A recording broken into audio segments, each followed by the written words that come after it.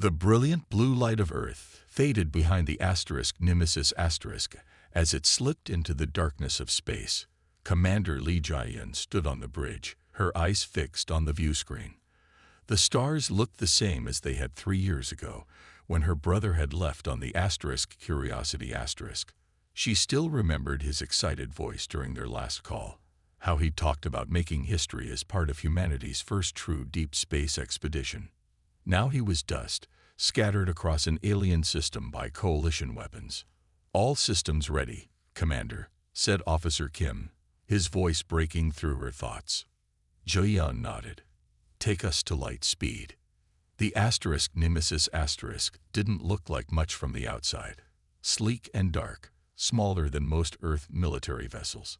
But inside, it housed technology that had consumed the resources of 16 nations and the minds of Earth's greatest scientists. The quantum drive didn't just move through space, it bent reality itself. As the ship accelerated, Jian thought back to the day the news had reached Earth. The coalition had broadcast the destruction of the asterisk Curiosity asterisk on all frequencies, calling it pest control. They hadn't even bothered to communicate first.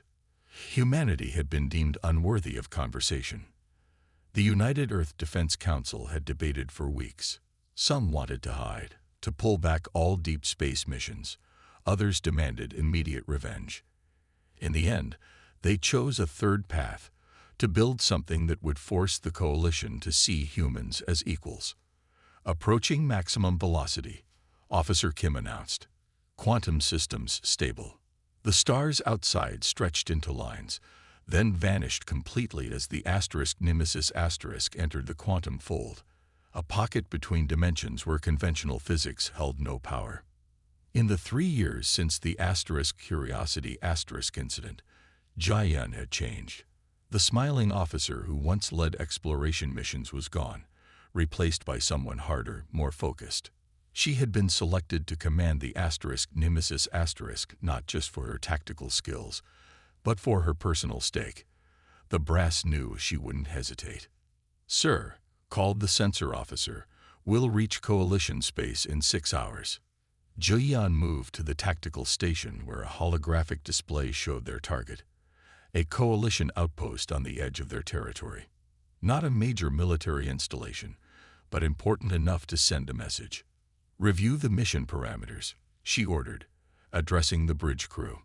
"We appear, we demonstrate our capabilities, and we leave. No casualties unless absolutely necessary." Her second-in-command, Officer Park, looked concerned. "And if they attack immediately? Then we show them exactly what the asterisk Nemesis asterisk can do." The crew quarters were quiet as most off-duty personnel tried to rest before they arrived. Jian sat alone in her cabin, looking at a photo of her brother. He had been the gentler one, always talking about peaceful contact with alien life. He would have hated what she was about to do. "I'm sorry," she whispered to the image. "But they gave us no choice." A soft chime interrupted her thoughts. Dr. Han, the lead scientist, requesting entry. When she opened the door, the older man looked nervous. "Commander, I need to discuss the quantum field generator. We've never tested it at full capacity." "Will it work, Doctor?" He hesitated. "Yes, but that's all I need to know." Dr. Han frowned. "This technology, we barely understand it. The Coalition banned research in this area centuries ago. There might be reasons beyond just keeping power." Jian's expression hardened. They didn't seem concerned about reasons when they destroyed the asterisk Curiosity asterisk. When Dr. Han left, Jian returned to studying the Coalition data Earth had managed to gather. 17 major species, hundreds of worlds, technology thousands of years ahead of Earth's. Except in one area. Somehow, human scientists had stumbled onto quantum manipulation techniques that the Coalition had either missed or deliberately avoided. The final hours passed quickly. Jian addressed the crew one last time before they emerged from the quantum fold. "What we do today will change humanity's future forever. The Coalition thinks we're primitive, easily crushed. We're going to show them exactly how wrong they are." The Nemesis slid back into normal space directly above the Coalition outpost. Alarms blared immediately as the station detected their presence. Coalition vessels approaching, reported the sensor officer. 5 ships, military class. Shields up, Juyan ordered calmly. But don't power weapons yet. The Coalition ships surrounded them, sleek alien vessels that pulsed with energy. A transmission came through, translated by their computers. Unauthorized vessel, you have entered Coalition space. Power down immediately or be destroyed. Jian smiled slightly. Send our response. On the view screen, the lead Coalition ship launched a barrage of energy weapons, a standard tactic against what they considered lesser species. Now, Dr. Han, Jian said quietly. The scientist activated the quantum field generator. Space around the Nemesis shimmered, then seemed to fold. The Coalition weapons fire simply stopped, frozen in time mere meters from the hull. Open a channel to all Coalition ships, Jian commanded. She stood, straightening her uniform, thinking of her brother and the peaceful mission that had ended in flames. This is Commander Li Jian of the Earth vessel Nemesis. You killed our explorers without warning or reason. You thought us weak. Today, you learn otherwise. We come not for war, but to claim our place among the stars. Remember this moment. Remember what one human ship can do. With that, she gave the order to release the frozen weapons fire, sending it back precisely at the engines of each Coalition vessel, disabling them without destroying them. Take us out of here, she ordered. Let them wonder what else we can do. As the Nemesis vanished back into the quantum fold, Coalition space erupted with urgent communications. For the first time in their history, the mighty alliance faced a power they didn't understand. And they were afraid. 6 days after the Nemesis had disabled the Coalition patrol fleet, Commander Li Jian stood in the ship's observation deck, watching the stars. The ship hovered at the edge of the Centauri sector, just beyond the reach of the Coalition's main defense grid. Commander, Officer Kim's voice came through the comm system. Coalition long-range scanners have detected us. They're broadcasting warnings across all frequencies. Let them, Jian replied. Are they scrambling ships? Yes, a lot of them. Jian smiled slightly. The first demonstration had worked perfectly. The Coalition was scared now. How long until they reach us?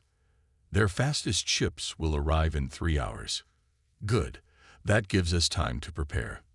Alert Dr. Han that we'll need the quantum field generator at full capacity. Back on the bridge, the crew worked with quiet efficiency. The Nemesis was designed to be operated by just 40 people, most of them scientists rather than soldiers. Earth had put everything into this one vessel, knowing they couldn't match the Coalition's numbers. Look at this, said Officer Park, pointing to his display. They're evacuating civilian stations in 3 nearby systems. Our presence alone is causing panic. Jian nodded. The Coalition has maintained control through fear for too long. Now they know what it feels like. 3 hours later, a fleet of 27 Coalition warships surrounded the Nemesis. Leading them was a massive vessel twice the size of any other. The diplomatic flagship Eternal Wisdom *. They're hailing us, Officer Kim said. On screen. The view screen filled with the image of a tall, gray-skinned being with 4 eyes arranged vertically on its face. Director Krill of the Coalition Security Council was known for his hardline stance against primitive species. Human vessel, he said, his translator making his voice sound flat and emotionless. Your previous actions constitute an act of war against the Coalition. Power down your ship and prepare to be boarded, or we will be forced to destroy you. Jian stood, meeting his 4-eyed gaze without flinching. Director Krill, I am Commander Li of Earth. We have no interest in war. We are here for justice. Justice. Krill's upper eyes narrowed. Your kind has no standing to demand anything. The destruction of your previous vessel was in accordance with coalition law regarding unauthorized expansion of pre-qualified species. Then your laws are unjust, Jian said, and we are here to change them. At a signal from Krill, the coalition ships opened fire. Beams of energy and streams of plasma converged on the Nemesis from all directions. Dr. Han, now, Jian ordered. The quantum field generator activated with a low hum. Around the ship, space itself seemed to bend and stretch. The coalition weapons fire slowed, then stopped completely, suspended in a bubble of altered time. Target their weapon systems only, Jian commanded. Show them we could destroy them, but choose not to. The Nemesis fired a series of precise quantum pulses. On each coalition ship, weapon systems suddenly aged 1,000 years in seconds, crumbling to dust while the rest of each vessel remained untouched. Open a channel to Director Krill, Jian said. The director's face appeared again, now showing clear signs of shock. You have two choices, Jian told him. You can come aboard my ship to discuss terms as equals, or we can continue this demonstration on your life support systems next. 30 minutes later, Director Krill stood in the Nemesis conference room, his 4 eyes darting around nervously. 2 coalition security officers flanked him, their hands never far from their weapons. Your technology is impossible, Krill said. The manipulation of time-space at this level violates natural law. Dr. Han, who stood beside Jian, smiled. Yet here we are. Perhaps your understanding of natural law is incomplete. Jian gestured for Krill to sit. We have 2 demands. First, immediate recognition of Earth and human space as sovereign territory, with all the rights of a coalition member species. Second, reparations for the murdered crew of the Curiosity *. Krill's upper eyes blinked rapidly. The Council will never agree. You are barbarians who have stumbled upon technology you cannot possibly understand. Let me show you something, Jian said. She activated a screen showing recordings from the Curiosity*'s final transmission. The peaceful science vessel, the friendly greeting they had attempted to send, and then the coalition destroyers opening fire without warning. My brother was on that ship, she said quietly, along with 157 other humans whose only crime was curiosity about the universe we share. They carried no weapons. For the first time, Krill seemed uncomfortable. I was not informed of these details. The coalition preaches about civilization, while acting like conquerors, Jian said. We have the power to cripple your fleets, one by one. But we choose to talk instead. That's the difference between us. Krill was silent for several moments. Then, slowly, he reached into his robes and placed a small device on the table. This is a direct link to the Council. I will recommend they consider your terms. After Krill left, Officer Park approached Jian. Do you think they'll agree? She looked out the viewport at the disabled coalition fleet. They don't have much choice. But this is just the beginning. The coalition's structure is built on the stronger species controlling the weaker ones. We've just proven that humans don't fit neatly into their hierarchy.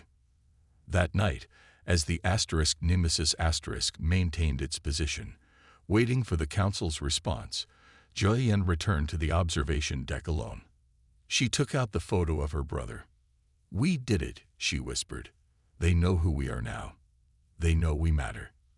In the distance, lights from coalition worlds twinkled like stars. For thousands of years, those worlds had lived under strict hierarchy, with species like Krill's at the top. Now, for the first time, the balance of power had shifted, and it had all started with a single human ship that should not have been possible. The Nemesis hovered above Kellinar, the 4th coalition world they had visited in 2 weeks. Below them, the planet's massive defense grid, once thought impenetrable, lay dormant, shut down by a precise quantum pulse that had aged its control systems to dust while leaving civilian infrastructure untouched.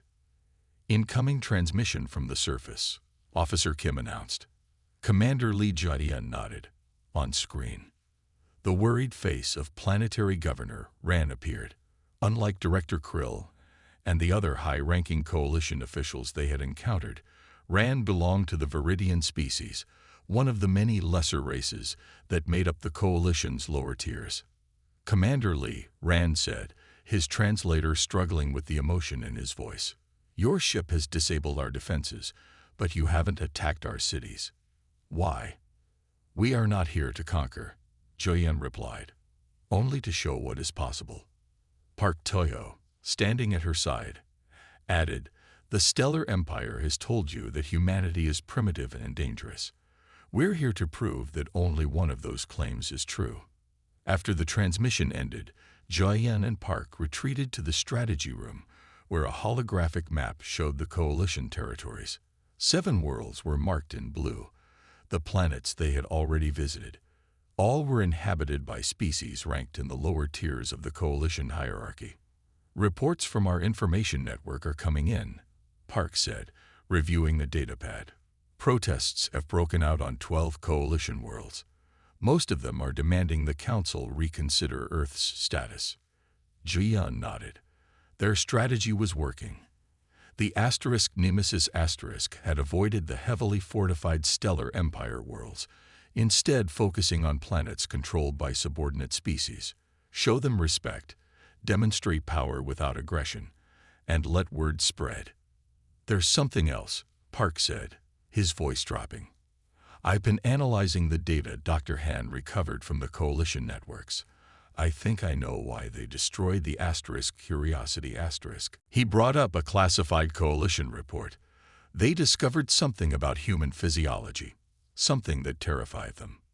The report detailed extensive studies the Coalition had secretly conducted on humans, using data gathered from deep space monitoring posts. According to their findings, the human brain had a unique neural pattern that allowed for intuitive understanding of quantum mechanics, something no other known species possessed. They didn't attack us because we were primitive, Jian said slowly, understanding dawning. They attacked us because they feared what we might become. Exactly. The Stellar Empire has maintained control for thousands of years by keeping quantum technology for themselves. They deliberately suppressed research in the lower-tier worlds. But humans developed it independently. Their discussion was interrupted by an urgent call from the bridge. Commander, we're detecting multiple ships dropping out of faster-than-light travel. They're not Coalition military design. When Jian returned to the bridge, the view screen showed 5 sleek vessels approaching. Their design was unlike the blocky, intimidating Coalition warships. We're being hailed, Officer Kim said. The screen changed to show a female Faxian, a species known for their independence despite being Coalition members. Her skin was deep blue, her eyes large and golden. Commander Lee of Earth, she said without preamble. I am Captain Solara of the Faxian Defense Force. We've been following your progress with great interest. What can we do for you, Captain? Joyen asked cautiously. It's what we can do for each other. The Coalition is fracturing. The Stellar Empire has called an emergency council session, claiming your ship violates natural law. But many of us see the truth. They fear losing control. Solara's expression grew more intense. For centuries, the Empire has kept species like mine dependent on them for technology, trade, and protection. Your Nemesis proves there are other paths. What are you proposing? Park asked. An alliance. 12 systems are ready to break away from Coalition rule. We need your help. Joyen exchanged glances with Park. This wasn't what they had planned. Earth wanted recognition and justice, not to trigger a galactic civil war. We can't fight the Empire's entire fleet, Jian said carefully. We don't need you to, Solara replied. We need you to do exactly what you've been doing. Demonstrate that their control isn't absolute. And we need to understand how your quantum technology works. After the transmission ended, Joyen, Park, and Dr. Han gathered to discuss their options. If we help these rebellion worlds, we'll make an enemy of the Empire forever, Park pointed out. Dr. Han nodded. But if the coalition splinters, Earth will have allies. We can't stand alone forever. Jian looked at the star map, thinking of her brother. The Empire destroyed the Curiosity because they were afraid. They've been keeping other species down out of the same fear. That has to end. 3 days later, the Nemesis arrived at Valara Prime, the homeworld of another lesser coalition species. This time, they weren't alone. Captain Solara's ships flanked them, along with vessels from 3 other worlds. As they approached, the planetary defense grid powered down voluntarily, a sign of welcome rather than surrender. They're sending coordinates for a landing party, Officer Kim reported. For the first time since the mission began, Jian would set foot on a coalition world. As she prepared to board the shuttle, she spoke quietly to Park. If this goes wrong, get the ship back to Earth. Park nodded. The rebellion leaders are taking a huge risk meeting with us. The Empire will label them traitors. They already were, Jian replied. They just didn't have hope until now. As the shuttle descended toward the surface, Jian watched the alien landscape grow larger. What had started as a mission of deterrence had become something far greater, a catalyst for change across an entire galaxy. And all because the Empire had made one critical mistake. They had judged humanity by their technology, not by their spirit. They had destroyed a peaceful ship, never imagining that the response would not be fear, but defiance. The Nemesis had lived up to its name in ways no one could have predicted. The Grand Hall of the Stellar Empire's High Command was silent as Supreme Director Velk finished reading the emergency proclamation. His 4 eyes swept across the gathered representatives from all 17 major coalition systems. Let it be known throughout coalition space, he said, his voice echoing through the chamber. The human vessel Nemesis is hereby declared illegal technology and a violation of natural law. Its quantum manipulation abilities threaten the fabric of our reality. Any species providing aid or sanctuary to humans will face immediate expulsion from the coalition. The proclamation was broadcast across every communication channel in coalition space. Within hours, the news reached the Nemesis which was hidden in an asteroid field near the border of Thaxian space. Commander Li Jian watched the recording with a grim expression. Beside her, Park Tahoe shook his head in disbelief. A galactic ban, Park said. They've never done that before. Not even for the most dangerous weapons. Because this isn't about danger, Jian replied. It's about control. They're afraid of what will happen if other species learn what we've discovered. Dr. Han entered the bridge, looking worried. Commander, I've analyzed the full text of the ban. They're claiming our quantum technology could destabilize the fabric of space-time itself. It's nonsense, of course, but effective propaganda. Jian turned to the communications officer. What are our allies saying? Officer Kim looked up from his console. Mixed reactions. The Thaxians and 3 other systems have publicly rejected the ban. But many of our potential allies are going silent, afraid of retaliation. It's working, Park said quietly. The Empire is using fear to keep the coalition together. Jian stood up. Then we need to show them something stronger than fear. 2 days later, the Nemesis appeared in orbit around Daris IV, a mining colony under direct Empire control. Before the planetary defenses could target them, the ship activated its quantum field, creating a bubble of altered time that encompassed the entire defense grid.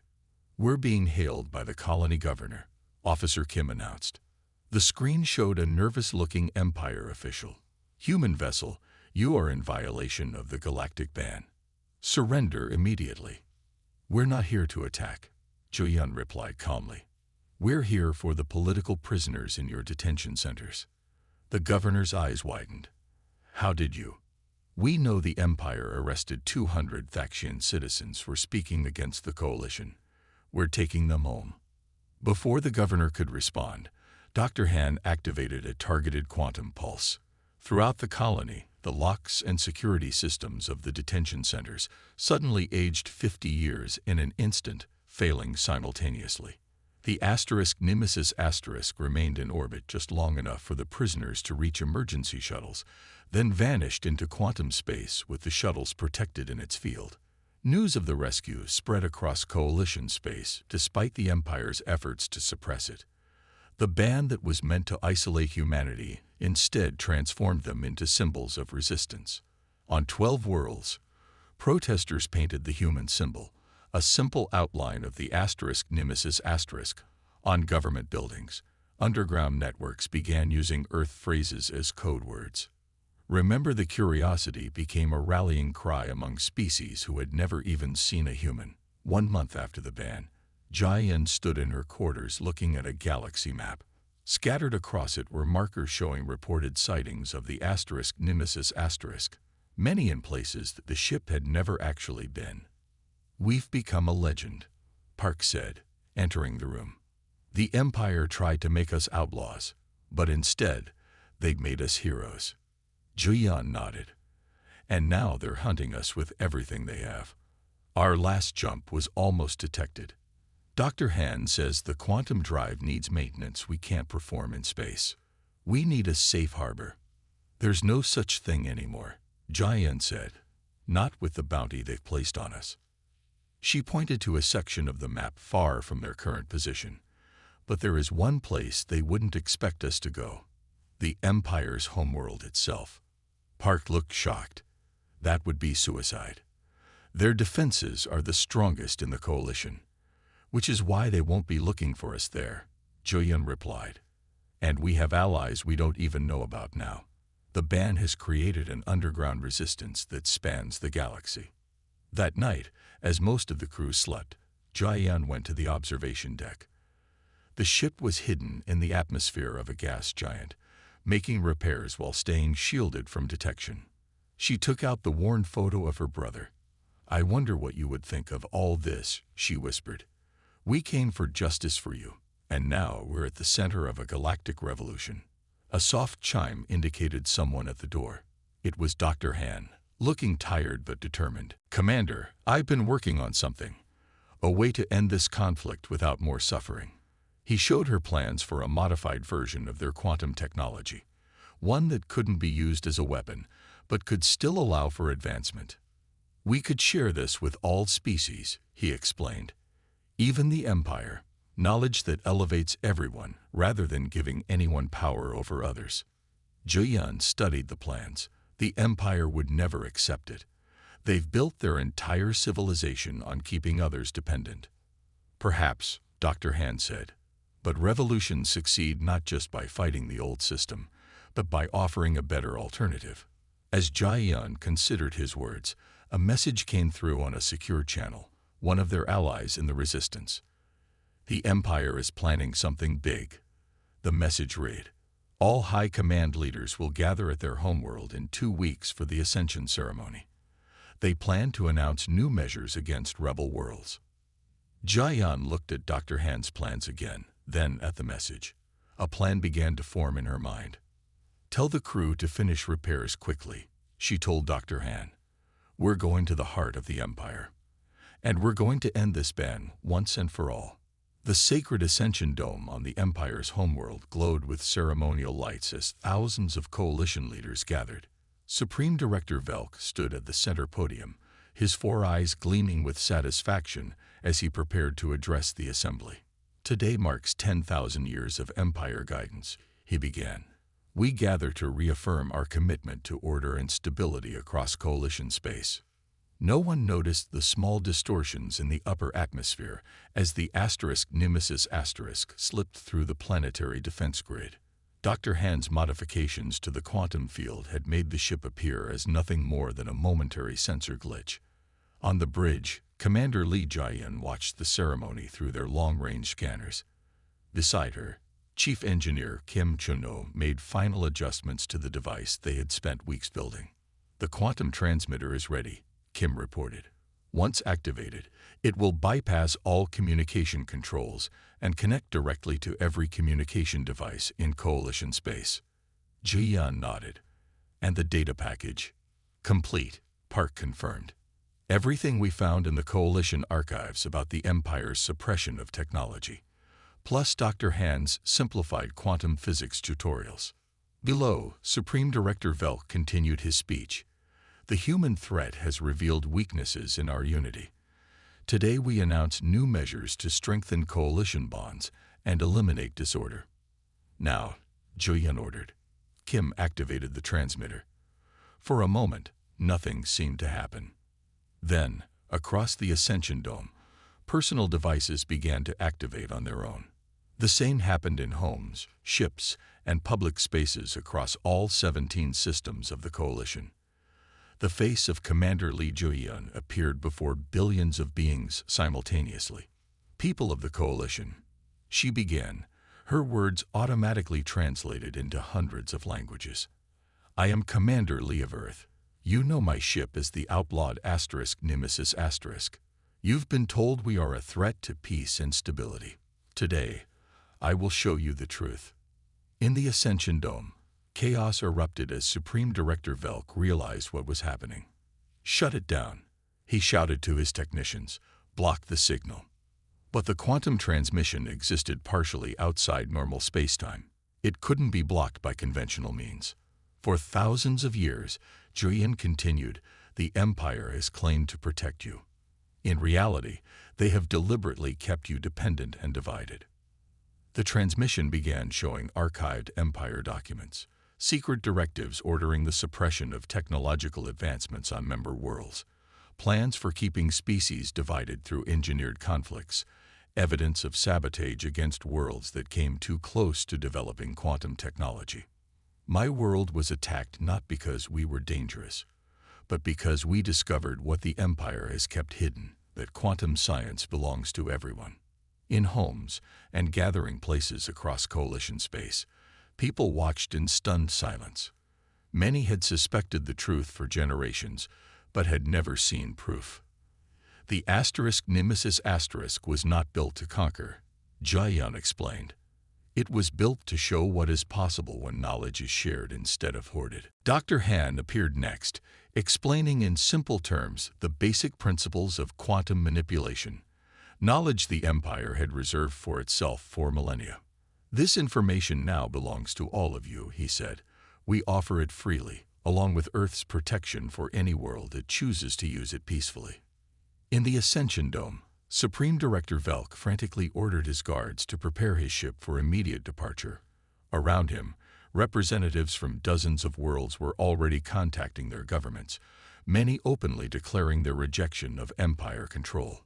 The transmission continued for 1 hour, sharing not just technical knowledge, but also the true history of the Coalition, how the Empire had manipulated member species against each other, staged crises to justify increased control, and deliberately sabotaged independent development. When it was over, Jian made one final address. The Empire called the Nemesis * banned technology. They were right to fear it, not because of its weapons, but because of the truth it carries. Today, that truth belongs to all of you. What you build with it is your choice.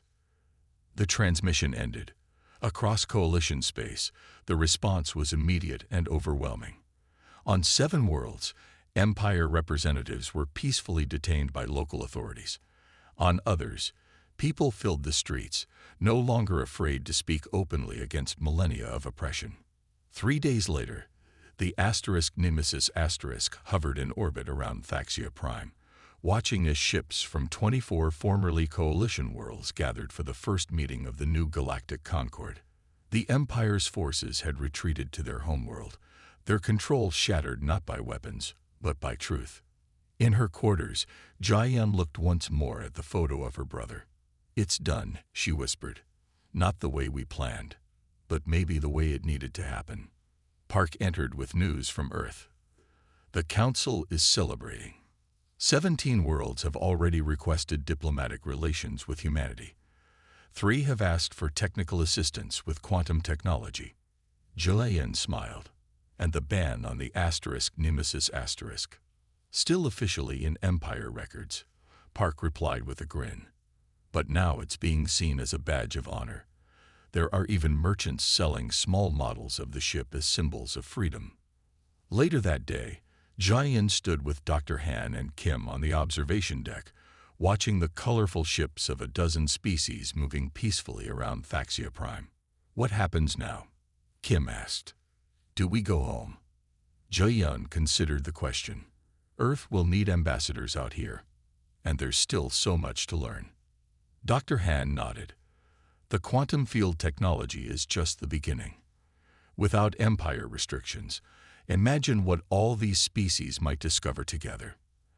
As the Nemesis prepared to join the gathering of ships below, Jian thought about the journey that had brought them here.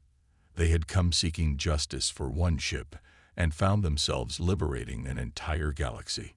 The ship that had been banned by the galaxy had become its salvation, not through superior firepower, but through something far more powerful, the courage to share knowledge rather than hoard it. Humanity had found its place among the stars not as conquerors or victims, but as catalysts for change. And the Nemesis, once feared for its power, would be remembered for the freedom it brought. The end.